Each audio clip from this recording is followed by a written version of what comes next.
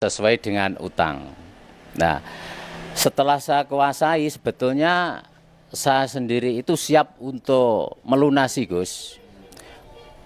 Siap melunasi dan siap persiapan untuk jualan aset. Dan saudara-saudara saya juga siap untuk membantu demi lunasnya sisa tunggakan 100 juta tersebut. Demikian. Dan saya sendiri setelah ada risalah lelang datang di rumah, itu setelah saya baca adalah sertifikat atas nama saya Sarto itu sudah dibalik nama dengan Hendri Kurniawan. Ya, Cina. Ya, pemenang lelangnya adalah Hendri Kurniawan Cina. Kemudian setelah sertifikat saya dibalik nama, saya sudah berupaya ketemu dengan Hendri Kurniawan Cina. Maksud saya sehubungan saya ada anak, ada istri, rumah saya itu mau saya tarik kembali, saya tempati lagi. Maksud saya demikian, Gus.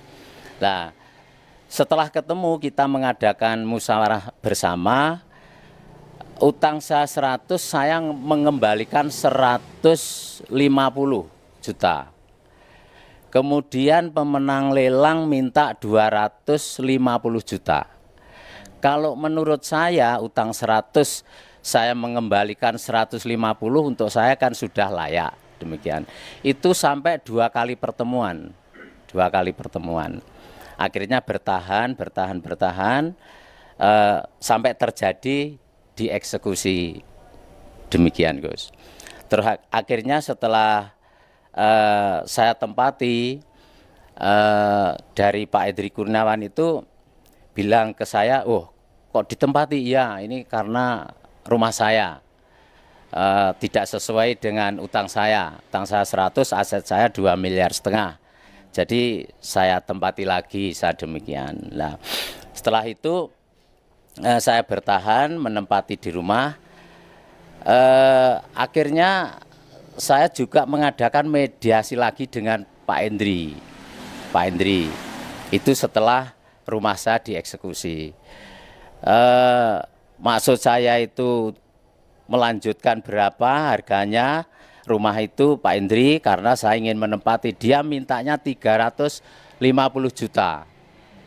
Nah, saya juga merasa keberatan. 350 juta itu malah akhirnya Pak Hendri sendiri dilaporkan eksekusi tersebut itu tadi, Gus. Ya. Nah, setelah gitu, setelah saya tempati, saya sudah disidik oleh Pak Polisi Polres Ponorogo 2 kali. Terus yang terakhir saya ada surat tersangka. Demikian. Nah, setelah ada surat tersangka, ini juga ada suatu saya diintimidasi, Gus. Intinya begini, berkas ini perintah dari Kapolda. Yang ngomong itu adalah Pak Kanit, Pak siapa namanya? Pak Guling, ya Ponorogo itu tadi. Demikian. Terus akhirnya setelah gitu saya sendiri juga nggak mau menjawab, Gus. Nggak mau menjawab, saya tinggal diam. Udah, terus pulang. Setelah pulang, lain hari datang lagi namanya Pak Edi penyidik. Pak Edi penyidik, Pak Sarto, kasusnya Pak Sarto ini sama dengan kasus Polorejo, Babatan Ponorogo, tidak ada membuat sepakat itu dipenjara 8 bulan, asetnya dimiliki oleh pemenang lelang. Demikian. Itu yang bilang itu adalah Pak Edi yang nyidik saya. Demikian, Gus. Jadi untuk sementara itu yang dapat kami sampaikan. Yang nyuruh tanda tangan itu Pak Edi tadi. Siapa yang tanda tangan katanya di penjara tadi? Gini, Gus, sehubungan saya sebelumnya sudah diimitasi, katanya kalau nggak tanda tangan seperti orang Polorejo itu kan di penjara selama 8 bulan itu tadi, Gus. Saya kan merasa takut, maksudnya demikian, Gus. Gitu. Akhirnya saya tanda tangan karena merasa ketakutan. Itu. Terus intinya detik ini rumah sudah dieksekusi ya.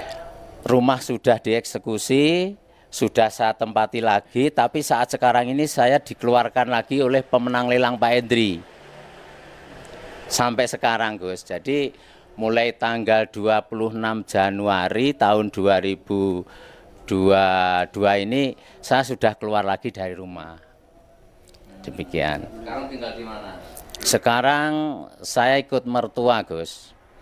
Ya, dengan terjadinya rumah saya dieksekusi itu orang tua saya sampai terjadi meninggal Gus. Ya, terjadi meninggal karena beban pikiran Gus.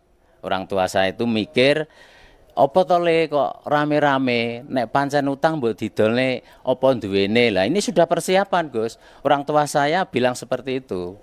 Nah, akhirnya saya berunding dengan saudara-saudara sudah